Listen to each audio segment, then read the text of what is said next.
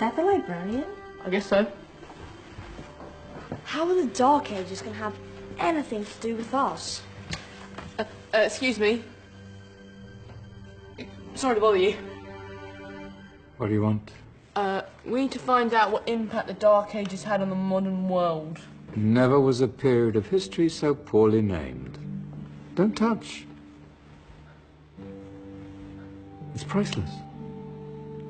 And I suppose someone's been filling your head with the usual nonsense, eh? 1,000 wasted years. A black hole in history, am I right? Yeah, sort of. You see, it's always the same.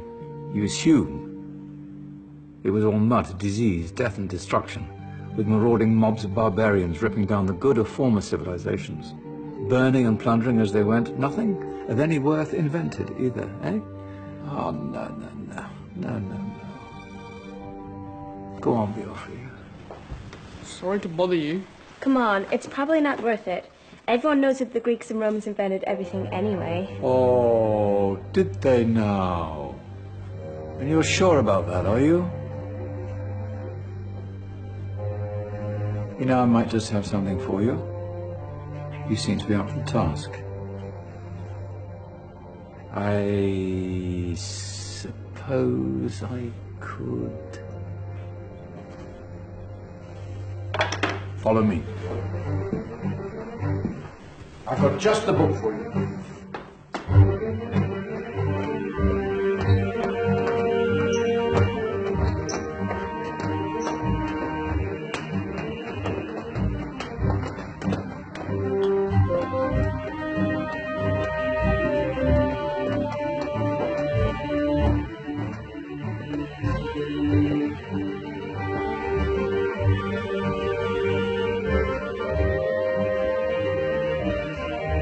Where are we going? I don't know. Ask him. Excuse me. Where are we going? From darkness into light, my young friend. From ocean onto land. There are things you should know. Oh, yes, indeed. Yes, indeed.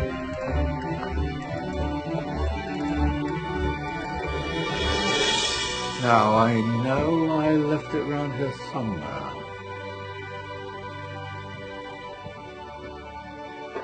Ah, here it is. Now, take a look. If you dare.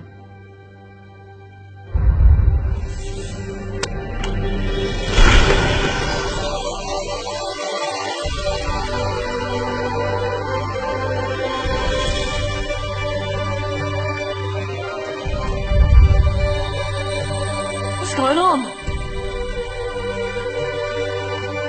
Welcome to the Dark Ages, or as it should be known, the Golden Ages. Who are you? I am Al-Jazari, engineer and ingenious inventor. I thought you said this was the Dark Ages. It doesn't look very dark. That's because it's all a matter of perspective, my soon-to-be illuminated friend.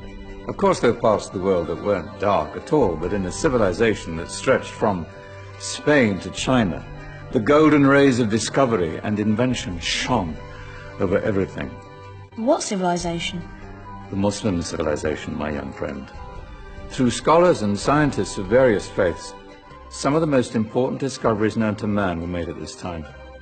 Discoveries that drew on knowledge of the ancients, but have more connections with your modern world than you could possibly ever imagine. Like what? Well, all sorts of things. I've got to get a picture of this. I knew it was a good idea. Who are you? Allow me to introduce Ibn al-Haytham, a great scientist whose ideas led to the invention of the camera.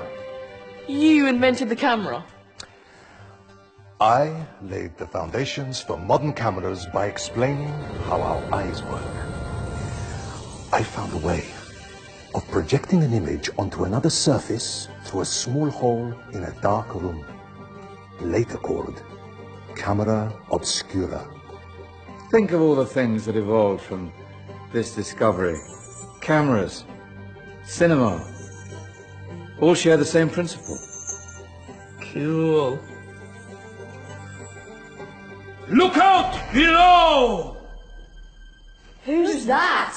That's my good friend, Abbas ibn Farnas, who gazed up to the heavens, passionate in his belief that man could fly. Whoa. Indeed, he dared to dream about flying 1,000 years before the Wright brothers. Do you know you all take your jet-setting holidays for granted, so it only seems fair to remember Abbas ibn Farnas. Stand by. I'm ready for takeoff.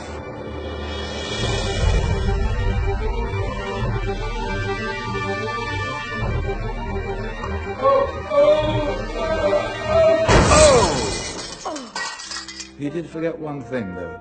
A tail, useful for landing. My back. Is there a doctor in the house?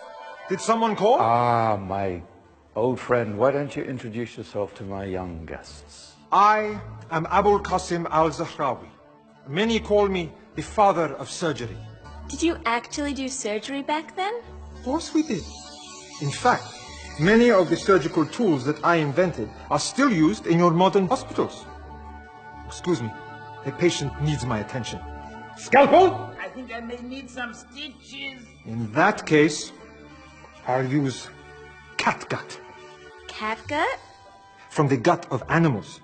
Perfect for stitching up internal wounds. Your surgeons are still using it today. Sorry, mustache.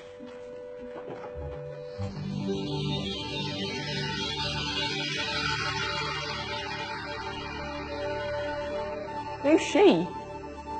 That's Maryam al-Astrolabi, one of the many brilliant women of her time. She made sophisticated astrolabes. Astro what? Astrolabes. They show the sky and the stars on a small flat plate you can hold in your hand. Think of them as ancient calculating or timekeeping devices. Today you have your watch, your compass, satellite navigation, helping people and explorers travel the world. Science at its brilliant best. And all these things were developed during the Golden Ages. Well, that's just the tip of the iceberg. There were thousands of other inventions covering all areas of life, and in the years that followed, their influence spread across the whole of medieval Europe. So you see, it wasn't so dark after all. What about you? Me? What did you invent? Well, I don't want to be big-headed, but I made some groundbreaking advances in engineering. I suppose my most significant discovery converted rotary motion into linear motion using a crank and connecting rod. It's essential in pumps and engines. In fact, I've no idea how the Industrial Revolution could have happened hundreds of years later without such a device. Not that I ever get the credit I deserve. But my crowning glory was my amazing time-telling machine. My legendary elephant clock.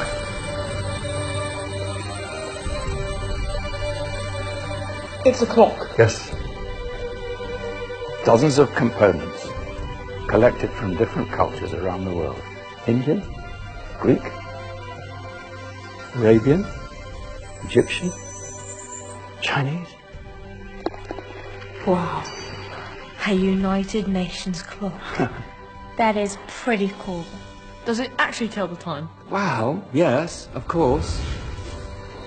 If it wasn't for me, thousands of people would be late for everything. Speaking of time, we better get you back.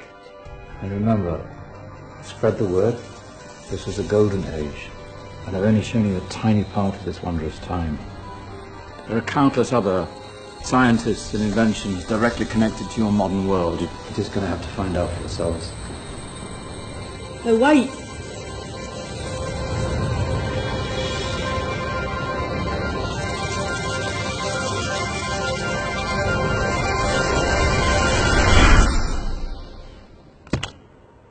Whoa. Did you?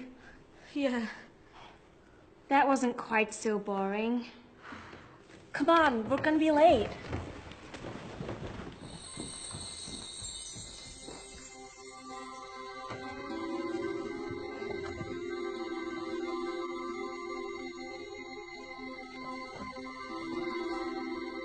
So, what have we learned? The Romans, the Greeks, the Renaissance, and the Industrial Revolution all have great relevance to us today.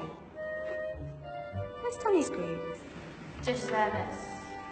Ah, our intrepid Dark Ages group. You probably had a much harder time finding any connections with the modern world. Actually, miss, that's not strictly true.